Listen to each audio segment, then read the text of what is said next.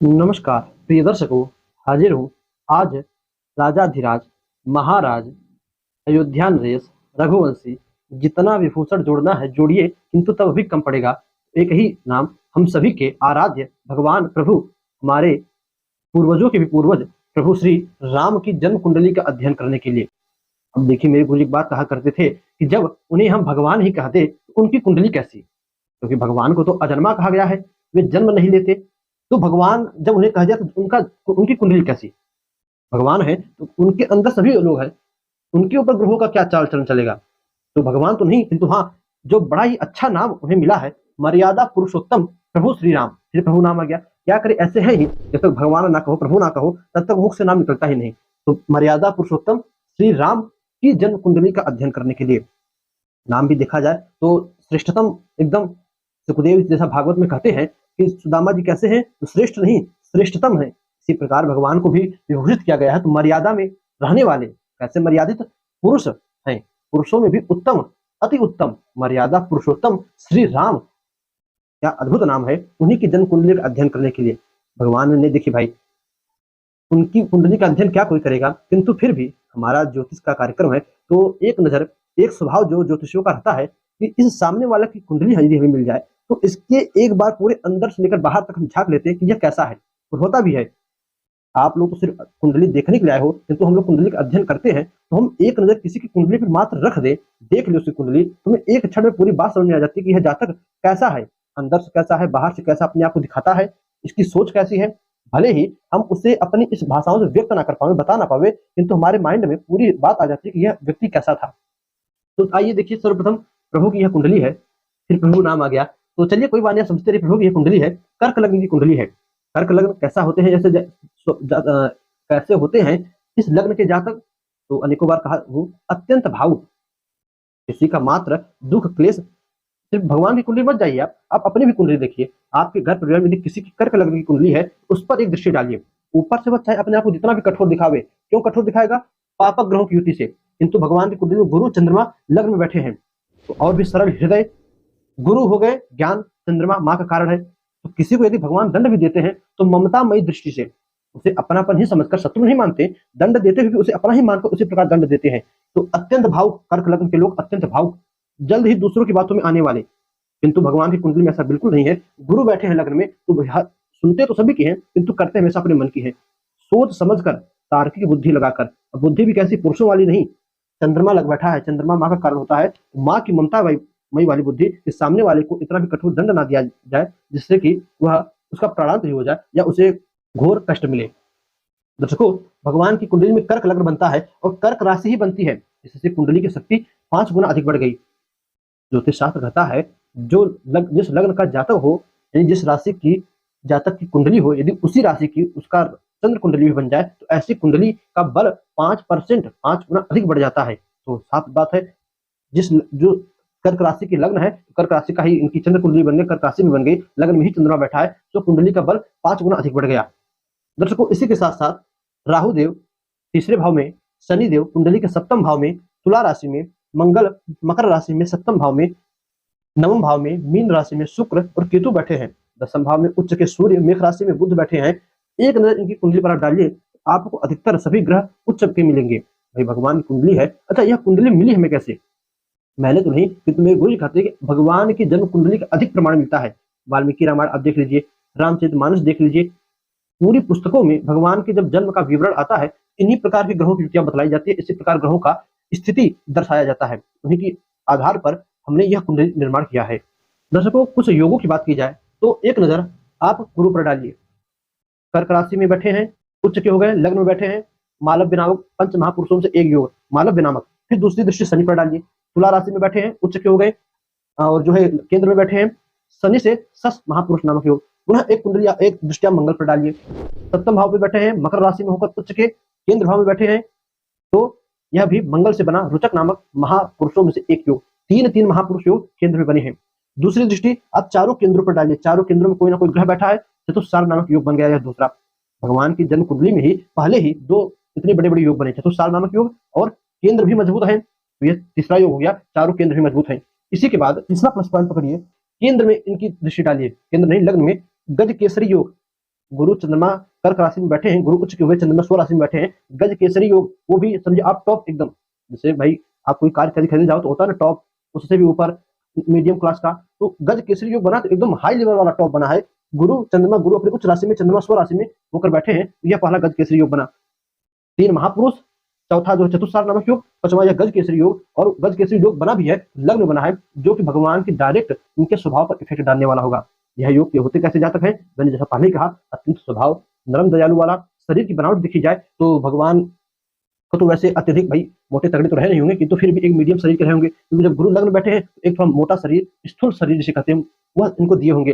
चंद्रमा बैठे हैं बुद्धि के कारक होकर लग्न में, उच्च के अपने स्व राशि में, तो ममता मई वाली दृष्टि, एक माँ की जैसी बुद्धि होती है, एक माँ अपने बच्चे को जैसे देती है, उसी प्रकार समस्त प्राणियों पर भगवान की दृष्टि रही होगी।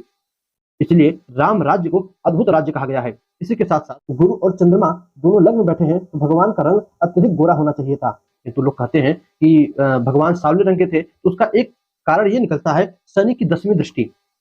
शायद शनि की दृष्टि के कारण भगवान का रंग, जो 10वीं दृष्टि थी, वो हल्का सांवला हो गया, क्योंकि भाई पापक ग्रह है शनि, अपनी दृष्टि लग्न पर डाल दे, लग्नेश पर डाल दे, तो ऐसा जातक थोड़ा सांवले रंग का होता है। अत्यधिक काला भी तो नहीं कह सकते कृष्ण भगवान की तरह, किंतु सांवला अवश्य कह सकते हैं।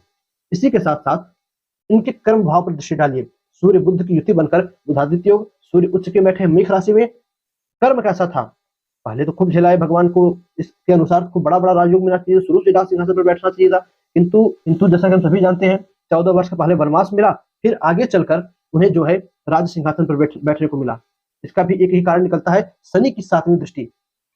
आप यदि मेरी पुराने दर्शक हो गए तो मैंने एक बात शनि के लिए ऐसा कहा है कि शनि पहले खूब घिसते हैं आपको, अपनी कसौटी पर खूब घिस लेंगे, जब देख लेंगे कि आप सच्चे हो, तब शायद ये दृष्टि अपनी हटाकर कृपा वाली दृष्टि डाले और आपको राजा बनावे। और मुझे जहां तक लगता है कि शनि की दृष्टि के कारण ही पहले भगवान को 14 वर्ष का वनवास मिला, और उसी के बाद फिर अंत में उतने वर्षों, 1000 वर्षों तक ये वो राज सिंहासन मिला अयोध्या का, जिस पर फिर बैठकर उन्होंने अयोध्या से पूरे विश्व में धर्म की स्थापना की। दर्शकों, राजपाट के मामले में भी नंबर 1 रहे होंगे। इसी के साथ साथ फिर आगे देखिए, तो अयोध्या का राजपाट मिलना, महाराज दशरथ के यहाँ जन्म पाना, कोई भाग्य से कम की बात नहीं होगी। एक नजर इनके भाग्य पर डाला जाए, जैसा कि अभी मैंने जब रतन टाटा जी की मुकेश अंबानी कुंडली की बात की थी, उसमें भी उनके भाग्य बड़े ही प्रबल थे, और उनके घर में किसी बच्चे का जन्म हो, उसका भी भाग्य बहुत ही बड़ा रहा होगा। जैसे टाटा जी का जब जन्म उनके पिताजी के यहाँ हुआ, तो उनका भाग्य कोई छोटा मोटा नहीं था, इतने बड़े इंडस्ट्री के मालिक होने वाले उनके जो पिताजी थे, उनके घर में रतन टाटा जी का जन्म, भाग्य की कमी नहीं थी। इसी प्रकार भगवान के भाग्य पर दृष्टि डाला जाए, विश्व तो भाई वे भाग्य विधाता ही खुद भाग्य को बनाते हैं, उनके भाग्य को क्या देखना, किंतु फिर भी वे एस्ट्रोलॉजर है, कुंडली अवश्य देखेंगे। भाग्यश बनते हैं देवगुरु बृहस्पति जाकर बैठे कुंडली के भाग्य भाव में उच्च के होकर। मैंने कि हमेशा जैसे कहा कि भाग्य का स्वामी यदि कुंडली के लग्न भाव में चला जाए, तो ऐसा जातक जन्म से ही भाग्यशाली होता है। भगवान का भाग्य जो है देवगुरु बृहस्पति खुद ही उच्च के होकर चले जाए, लग्न में बैठ गए, इससे बड़ा और भाग्यश कौन हो सकता है। भगवान का भाग्य भी इन्होंने साथ दिया। इसके साथ ही साथ भाग्य भाव में शुक्र और केतु बैठे हैं, सप्तम भाव में मंगल बैठे हैं, तो एक प्रकार से यह कुंडली मांगलिक भी कही जाएगी, क्योंकि लग्न और चंद्र दोनों है, तो मांगलिक होने के कारण जो सीता जी से कुछ दिनों की दूरी थी, वह सभी लोग जानते हैं। अब कुछ लोग इसमें जो देखिए, जो परिहार वाली बात होती है, गुरु की दृष्टि से मंगल दोष तो कट रहा है, परिहार तो कट रहा है, किंतु परिहार के लिए आप सुनिए, मैं हमेशा बात करता हूँ कि परिहार एक विकल्प है, परिहार एक विकल्प है। ठीक उसी प्रकार कि बारिश हो रही, हमने छाता लगा लिया तो बारिश बंद नहीं हो सकती, बारिश तो होगी, हाँ, डायरेक्ट हमारे ऊपर नहीं गिरेगा। तो ठीक उसी प्रकार डायरेक्ट सीता जी को कोई हानि नहीं पहुंची, किंतु जो दूरी हुई, फिर अयोध्या मिलने के बाद और भी जो कथाएं मिलती हैं कि उस धोबी के कारण फिर आजीवन के लिए सीता जी को त्याग दिया, फिर जब दोबारा मिली भी तो धरती मैया के साथ चली गई, वो दूरी तो बनी, तो मंगल के कारण मंगल दोष अपना काम दिखाया। इसलिए मैं हमेशा एक बात कहता हूँ कि यदि कुंडली में मंगल दोष बने, तो कितना ही परिहार क्यों ना हो, ऐसे रिश्ते को नहीं स्वीकारना चाहिए। दोनों की कुंडली में है तब तो ठीक है, लड़का मंगला है, कोई एक मंगला हो दूसरा ना हो, तो भी भैया रिश्ता मना कर दो, नहीं करना है, कितना ही वहां पर लाखों करोड़ रुपए मिले, मना कर दो, नहीं तो बाद में पछताना तो पड़ना ही पड़ना है। दर्शकों, इसी के साथ साथ एक दृष्टि इनकी कुंडली में आप निगेटिव पॉइंट पर डालिए। अब तक कुछ लोग भाई मन में आएगा कि भगवान कुंडली सब कुछ अच्छा है, पंडित जी अच्छे बताते चले, सब पॉजिटिव बातें हैं, कुछ हम निगेटिव भी देखें।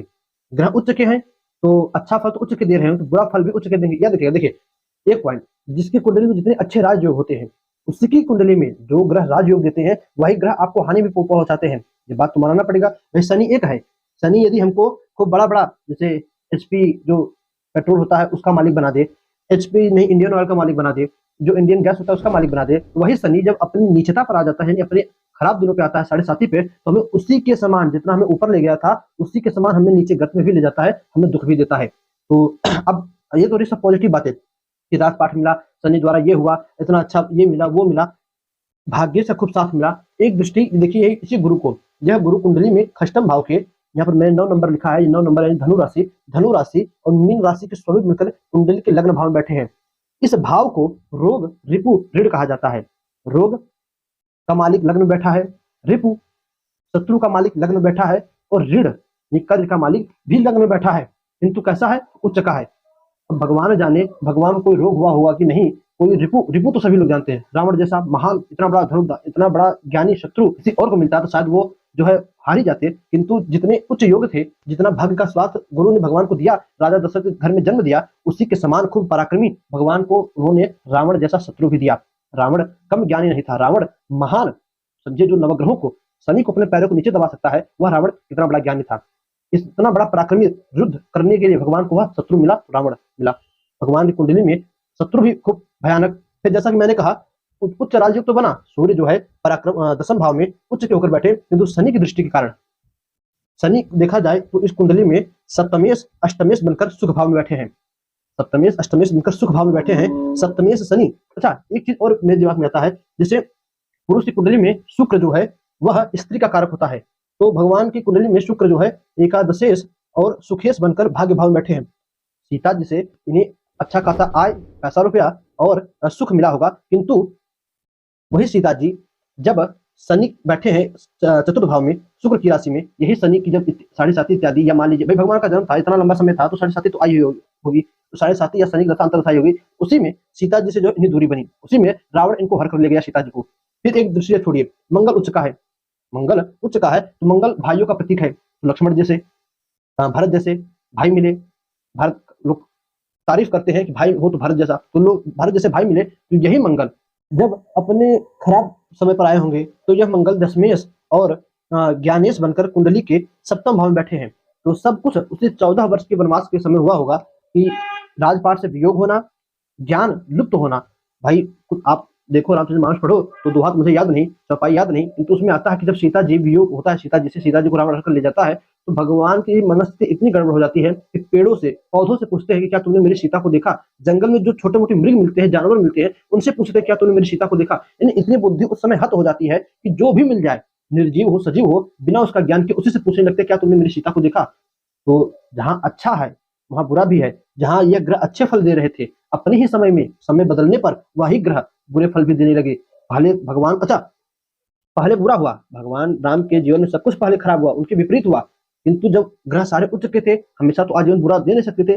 जब अच्छा समय आया, जब ग्रहों की दशा अंतर्दशा में अच्छा बदलाव आया, तब भगवान को यही सारे ग्रह, प्रभु राम को यही सारे ग्रह अच्छा फल भी देने लगे, सफलता भी देने लगे। और जितना भी सब कुछ रहा, मात्र 14 वर्ष के वनवास में भगवान ने समझे एक दृष्टि शनि के कारण पूरी दुनिया को देखा। एक जगह से लेकर अयोध्या से इलाहाबाद प्रयागराज तक आना, फिर वहां से श्रीलंका जाना, संगम इत्यादि अनेक तीर्थों में भ्रमण करते हुए, जंगल जंगल अनेक ऋषि मुनियों से मिलते हुए, अच्छा शनि पर भी दृष्टि, शनि जहां तक बात होती है तो शनि को देखिए सेवक के लिए देखा जाता है। शनि को उच्च का है तो भगवान को सेवक भी हनुमान जी जैसे मिले, जो कि अतुलित बलधामम हेम शैलाभदेहम ज्ञानिनाम अग्रगण्यम। कितनी भी तारीफ हनुमान जी की जाए कमी है, तो भगवान को हनुमान जी जैसे सेवक मिले, किसी कारण, शनि के कारण। यही शनि उच्च सेवक भी दिलाए, अच्छा मित्रता भी कराई, फिर यही शनि भगवान को वियोग भी कराए राजपाट से। यही शनि भगवान को वियोग दिए 1 2 3 उनके जो है मामा इत्यादि से, छठवें भाव को रोग रिपुर से देखा जाता है। तो यही शनि जो है भगवान को रावण से मिलाए, यही शनि भगवान को जो है रावण से युद्ध के लिए ललकारा। दर्शकों इसके बाद एक सूत्र और कहता है कि कुंडली में जो ग्रह जहां बैठा हो, यदि वहां पर उच्च का हो, उससे 7वीं दृष्टि पर, 7वें भाव पर वह अपने नीच के समान फल देता है। जैसे सूर्य मेष राशि में उच्च के होते हैं, तो वहां से 7वीं दृष्टि पर, 7वें भाव में वो बैठे हो या ना बैठे हो, किंतु 7वें भाव को अपनी नीच दृष्टि से देखते हैं। तो गुरु को एक दृष्टि देखिए आप, गुरु कर्क राशि में लग्न में उच्च के बैठे हैं, सब कुछ अच्छा फल दिया, किंतु जब बात सप्तम भाव की आई, सप्तम भाव को वैवाहिक जीवन की दृष्टि से देखा जाता है।